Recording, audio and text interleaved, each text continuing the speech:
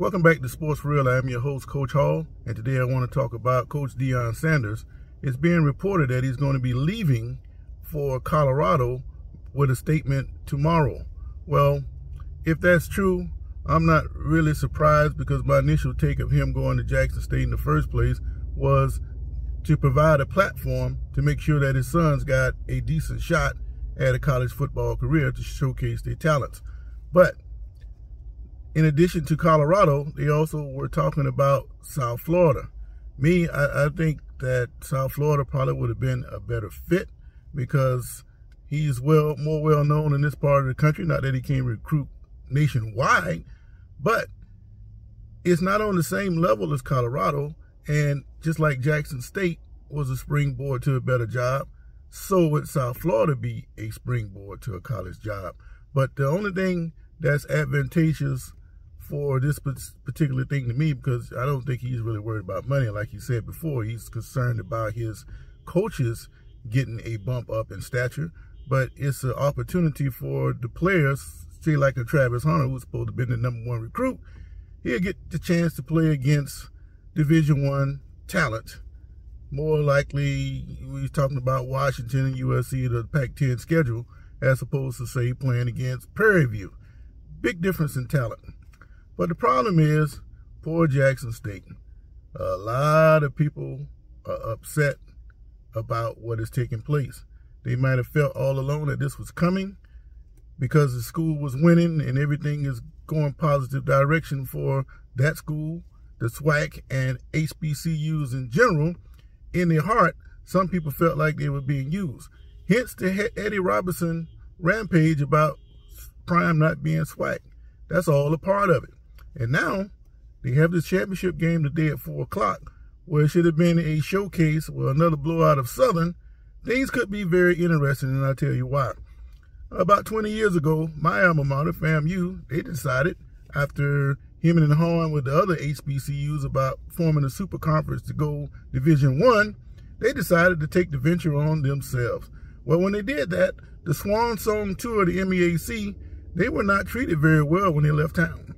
People booed them and jeered them and caused all kind of problems for the team, and they just let it be known that they didn't think this was a good idea and you're selling us out by trying to go Division I. Who do you think you are?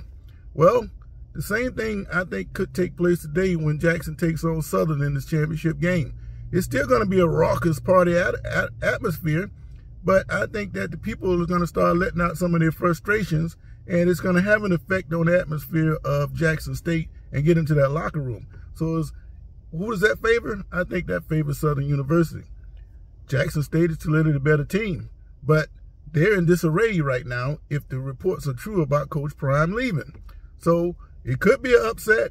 It could be a nasty atmosphere that turned into something that nobody really wants to see. And really, I hope that's not the case. But having said all of that, it's been a great positive experience for Coach Prime to come to Jackson State. He proved what I've been thinking all along. Been thinking it for years, that any top black coach should be able to go into a black household and recruit the best black athletes, especially in basketball where you only need but a handful.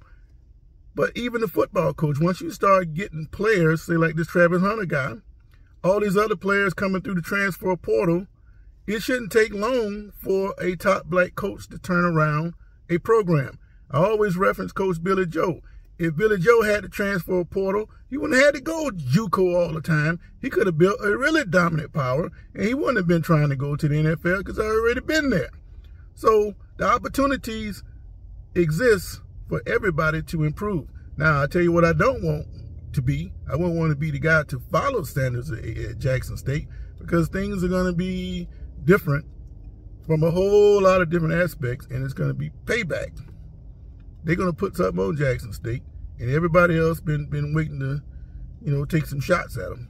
But as far as Coach Prime goes, I think that he can win at Colorado. It's going to take a little time, but with the transfer portal, not as much time as it would have taken. But again, I thought he was in this just to get his sons a bigger platform. He's done that. Now he's talking about getting his coaches a bigger platform. He seems to have done that also. So how long he's going to be there, I don't know. But one thing's for sure, he better win, because they will turn on him. The fan base will turn on him. And then the other Pac-12 teams, they can't wait to put something on him. And this could get ugly before it gets better. How thick is your skin? He's a professional performer, professional athlete in multiple sports. He's been through it all, so he understands all that. So I don't think that has any effect on him at all. So if he stays long enough, he will turn that program around. But in the meantime, it's a lot of questions to be answered. And right now, the Jackson State fans, they are hot. This is Coach Hawk.